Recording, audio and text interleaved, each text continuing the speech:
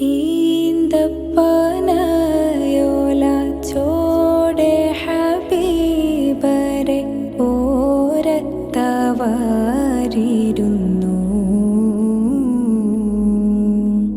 ജീവിതമാനബിയോരിലും നൽകി കരം പിടിച്ചേ നടന്നു. ചുടുമണലിൽ വിലപിച്ചു ഹബീബരെ സവിതമിളവരണയും അകമുണരും അനുഭൂതി നുകർന്ന് റസൂലരെ അവരറിയും.